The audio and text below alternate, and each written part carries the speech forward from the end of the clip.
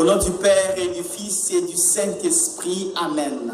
Le Seigneur soit avec vous. Frères et sœurs, nous célébrons le 19e dimanche du temps ordinaire, année liturgique B.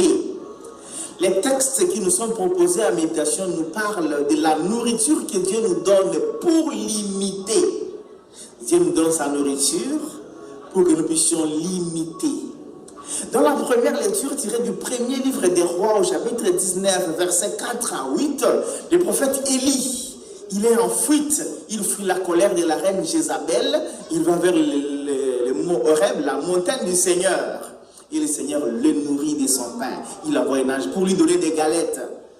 Rappelons qu'au chapitre précédent, chapitre 18, Élie a humilié les prophètes de Baal, qui était le dieu de Jézabel. Et le dieu que Jézabel a amené en Israël. Et le roi Akaz commençait à adorer ce dieu-là. C'est elle qui a séduit Akaz, qui a fait qu'Akaz soit idolâtre. Alors le prophète les a humiliés, il les a égorgés et la reine s'est fâchée.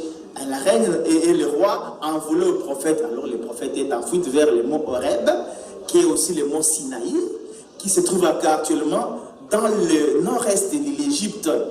Et Dieu lui envoie la nourriture, il était déjà affaibli, Dieu lui envoie la nourriture. Pourquoi? Parce que tout ce qu'il subit, c'est pour la gloire de Dieu. Comme il subit, il passe par les épreuves pour la gloire de Dieu, Dieu ne l'abandonne pas. Si tu prends ta part de souffrance pour la gloire de Dieu, Dieu ne t'abandonnera jamais. À l'impossible, Dieu tient. Dieu te donnera le nécessaire pour continuer à marcher. Dieu donne à Élie la nourriture et Élie continue la marche. C'est envie de continuer la marche, ce que Dieu nous donne pour nous rendre heureux. Aller, c'est pour continuer la marche, c'est pour continuer les services, pour aller servir, continuer à aller à sa recherche, aller à sa rencontre. Et il marchait 40 jours, 40 nuits. Nous savons les chiffres 40 est très employé dans la Bible. C'est le chiffre de la maturité spirituelle, le temps d'épreuve suffisant pour rencontrer Dieu, et même le temps des jeûnes, au bout duquel on peut commencer un ministère à l'exemple de Jésus.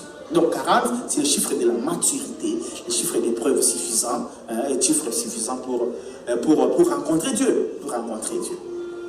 Et dans la lecture de l'évangile, je dirais de Jean 6, 41 à 51, Jésus, en confrontation avec ces gens déjà de son village, il dit comment il dit qu'il est venu du ciel alors que lui est le fils de Joseph. Voilà, il prétend maîtriser le passé et le futur de Jésus. Parce qu'ils les connaissent, ils n'attendent pas de lui quelque chose d'extraordinaire. Voilà comment la grâce nous échappe. Là, on nous dit il y a quelques dimanches. Parce que tu connais quelqu'un, tu prétends mettre des points sur sa vie, tu parles de lui avec beaucoup d'arrogance, beaucoup de certitude. Tu penses que sa vie c'est entre tes mains, comme si sa vie dépendait de tes critiques. Non, sa vie ne dépend pas de tes critiques, sa vie ne dépend pas de tes ambitions, sa vie ne dépend pas des idées que tu as sur lui, sa vie dépend de Dieu. Il faudra avoir des limites quand nous parlons des autres. Il faut s'ouvrir à la grâce, ouvrir à la grâce pour que notre vie étonne ceux qui disent n'importe quoi sur nous, ceux qui prétendent maîtriser notre avenir. Et Jésus leur dit, je suis le pain descendu du ciel. Qui mange de ce pain ne mourra pas. Le pain que lui donne, c'est le gage de l'immortalité. Le gage de l'imitation de Dieu. Donc nous mangeons le corps et nous vivons le sang de Jésus-Christ pour imiter Dieu. Nous le mangeons à travers sa parole, parce que Jésus est la parole. Si nous écoutons sa parole, pour que nous puissions l'imiter, que notre vie soit l'imitation de Dieu, et alors nous pouvons être éternels. Et Paul nous dit dans la deuxième lecture, tirée de sa lettre aux Éphésiens, au chapitre 4, verset 30, jusqu'au chapitre 5, verset 2, n'attristez pas l'Esprit de Dieu, n'attristez pas l'Esprit Saint. C'est nous qui attristons l'Esprit Saint par notre comportement contraire à l'Esprit, contraire à Dieu. Et Paul dit, toute forme, il dit l'amertume, irritation, colère, éclat de voix et toutes sortes de méchanceté et des insultes, que ce soit hors de votre vie. Or, c'est là où nous sommes des spécialistes d'insultes, spécialistes de colère, spécialistes d'éclat de voix, crier sur les autres, spécialistes de se fâcher à tout moment. Nous attristons l'Esprit Saint. Nous avons beaucoup de choses à faire. dans la vie chrétienne. Nous attristons l'Esprit Saint. Et puis on parle de pardon, parce que Dieu nous a pardonné.